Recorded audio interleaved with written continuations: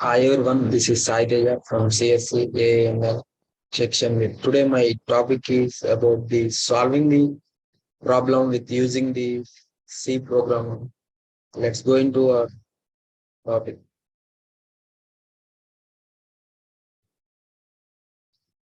Introduction. Before going to solving the program, first of all we have to learn what is C. C is a general purpose computer programming language. It is created in the year 1970s by Dennis Ritchie and remains very widely used and influential by design. C's future plainly reflect the capabilities of the targeted CPUs. It has found lasting use in operating systems, device drivers, protocol stacks through decreasingly for application software and is commonly in computer architectures that range from the largest supercomputers to the smallest microcontrollers and embedded systems. In present generation, C is the one of the major role which will involving in all the present situations. It will using the many companies and C is the major role. It was now it was working as a major role in all the uh, industrials and also some artificial also nowadays it was day by day it was increasing the C language as comparing to 1970s. And also C is an imperative procedural language in the algol tradition. It has a static type. In C, all executable code is containing within the subroot lines, also called functions. Though not in the sense of functional programming are passed by value. Functional parameters, though arrays are passed as pointers. That is the address of the first item in the array. Passed by the reference in the simulated in C by explicitly passing pointers to the thing being referenced. In C, there are different kinds of sub root lines and they are used for the further in the program. So for solving the program, there are further topics like arrays are passed through as a pointers. With the help of these, addressing the code and executing the difficult codes with the use of these pointers and also the arrays. Uh, Problem statement. Given an array of A1, A2 up to AX, counting the number of subarrays of array A which are non-decreasing. A subarray A of I comma j where uh, 1 less than or equal to I less than or equal to j less than or equal to 1, which means the distance from 1 to n is the sequence of integers a of I to a of I plus 1, so on a of j. A subarray a of I comma j is non-decreasing if a of I less than equal to a of I plus 1 less than equal to a of I plus 2, so on up to a of j. We have to count the total number of sub-arrays. In this problem, we have to count the total number of sub-arrays which was given in the given data. For this code, we are first of all we are going to write about the algorithm. First of all, first step we have to start the code with the reading an integer and then later we have to initialize a count 0 to n and then answer we have take the two variables count and answer, then read an integer as brief, test for the for condition. If condition is true, then code will goes through it, otherwise the code will away from that condition. If read an integer as cur, if cur greater than or equal to brief is increment count, as the answer will be answer plus count into count plus algorithm is a code for the pre-increment count. Then displaying the answer which using the answer of plus count into count plus I by 2. This is the decrement code for the displaying the answer. Then the code will execute with and finally we have to complete with the end.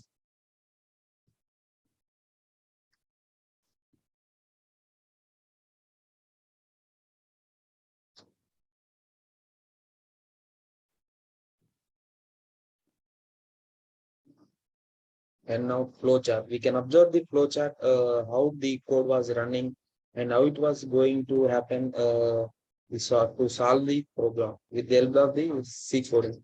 First of all, we have to start with the, then read the n, and then it will goes through the n, then initialize the code with the count of I variables, and they taken the another variable answer, that is a zero. Then it will goes through. Then we have to read an integer called if.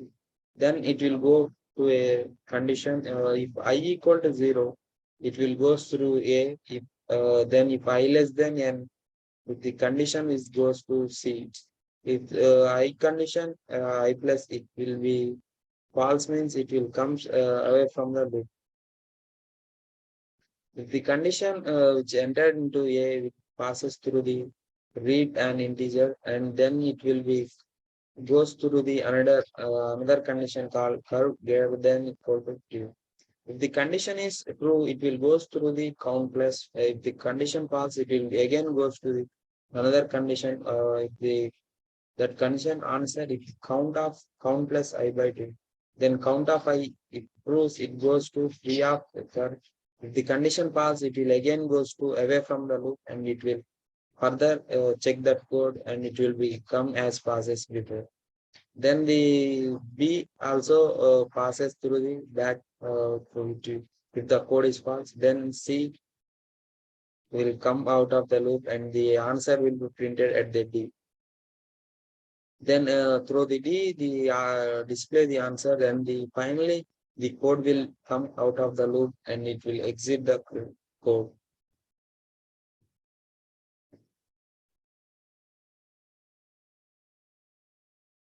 Here is the source code which used in the program to solve that code which is run. Here is the code we have taken included a standard variable of h, then type def of long integer because of the length. We have taken the long integer of ln. Then we have initialized the int of main taken the void. Then int of the for given the variable int of two, then we have readed that variable with percentile d because of the integer value.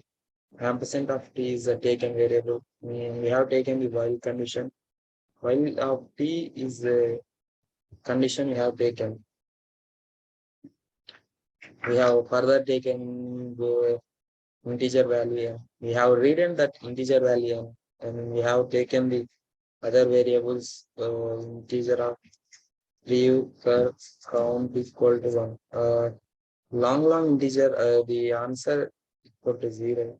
Then if we read the brief condition, and then we have initialize one for loop int of I equal to zero. If I less than m, then take an I plus x.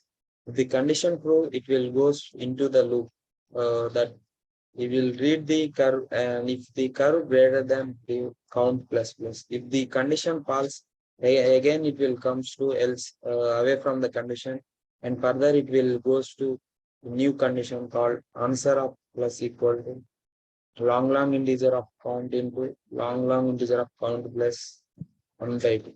The count equal to one, if the true, it will away from that loop, and leave equal to curve, it will print. Then the condition it true, the answer equal I of count plus long integer count plus n by two. Printf, then we have to print the percentile of long integer and the answer which we want to print. Then we have to return zero, and we have to compute that source code.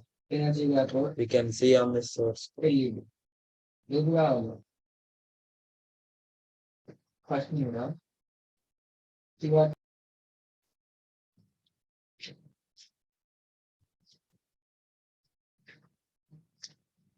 We are observing the source code which you use it to solve the program which was given before the solution.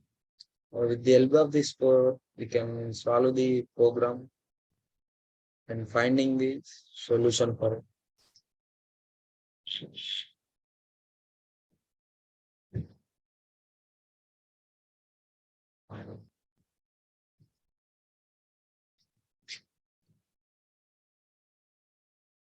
and the output will be as shown on the screen. We can observe the output of that source code which we have typed in before.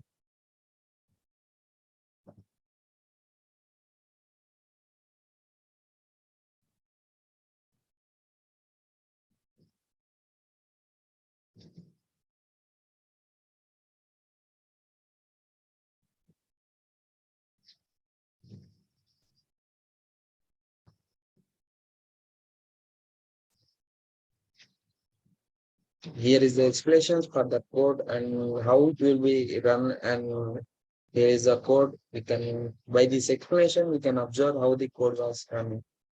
First of all, I have chosen three explanations. First one is, let's choose the left bound. The name as L. After the left bound is fixed, let's choose the right bound. Says R. And now let's check that the sub array of A, L, comma is a non-decreasing. In other words, let's iterate through all possible subarrays, and then for each of them, check whether it is a non-decreasing one or not. Choosing the left bound takes O of n operations. Choosing the right bound takes O of n operations too. And checking subarray also take O of n operation. Since these operations are nested, hence the total complexity will be O of n cube.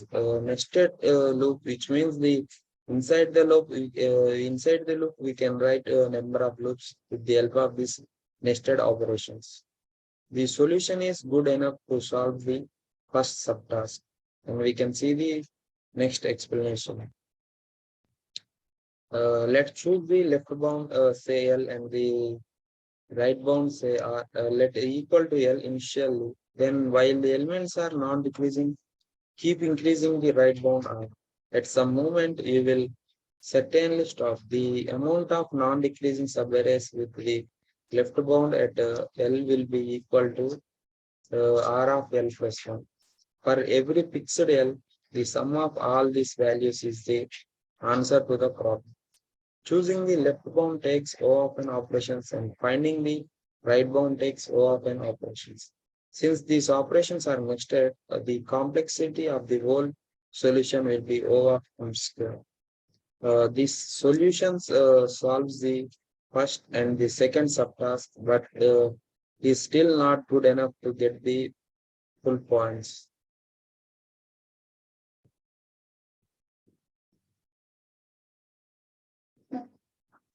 Here is the another explanation for the code.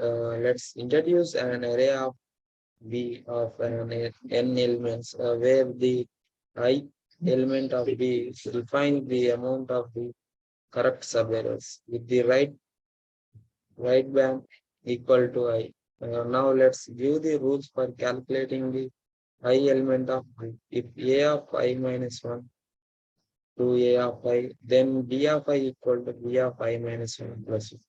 Since every non-decreasing subarray that ends at the I minus 1 nth element can be continued with the I of element without losing of non-decreasingness. And one more non-decreasing subarray that ends at the I element is A of I comma. If A of I minus 1 greater than equal to A of I, then B of I equal to 1. Since any subarray that ends at the I minus 1 element with lose its non-decreasingness if they continued with the I element, so the only suitable subarray will be A of I comma. So the answer will be equal to the sum of all elements of B. The complexity of O of n, because the compute computing of an array V turns out to be a single for loop without a condition for the computation of B of I inside.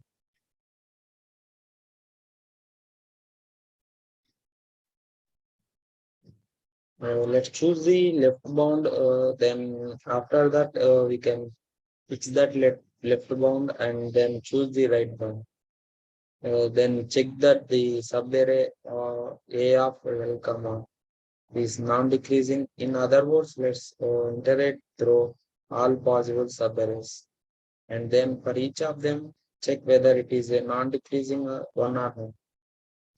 Choosing the left bound takes n operations and the right bound has taken also n operations too.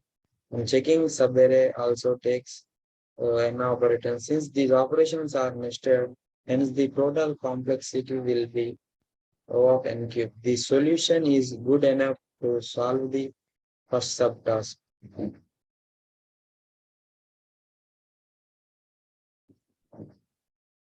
Let's choose the left bound, say L. Let the right bound, say R, be equal to the L initial. Then, while the elements are non-decreasing, keep increasing the right bound R. At some moment, you will certainly stop. The amount of non-decreasing subtrace with the left bound at L will be equal to R of L plus 1. For every fixed L, the sum of all these values is the answer to the problem. Choosing the left bound takes n operations and finding the right bound takes also n operations. Since these operations are nested, the complexity of the whole solution will be n squared. The solution solves the first and the second subtask, but is still not good enough to get the full points. Let's introduce an array of B of n elements where the ith element of B of I defines the amount of the correct subarrays with the right bound equation to all. Now let's give the rules of calculating the I element of B. If A of I minus 1 to A of I, then B of I equal to B of I minus 1 plus 1. Since every non-decreasing subarray that ends at the I minus 1, one element can be continued with the I element without losing of non-decreasingness. And one more non-decreasing subarray that ends at the I element is A of I comma. If A of I minus 1 greater than A of I, then B of I equal to 1. Since any subarray that ends at the point I minus 1 element with will lose its non-decreasingness. If continued with the I element, so the only suitable subarray will be A of I comma. So the answer will be equal to the sum of all elements of V. The complexity of O of n because the computation of the array B turns out to be a single for loop with a condition for the computation of B of I inside. With these explanations, we can understood the how the source code was running to solve the program given program by using the C program. Thank you all.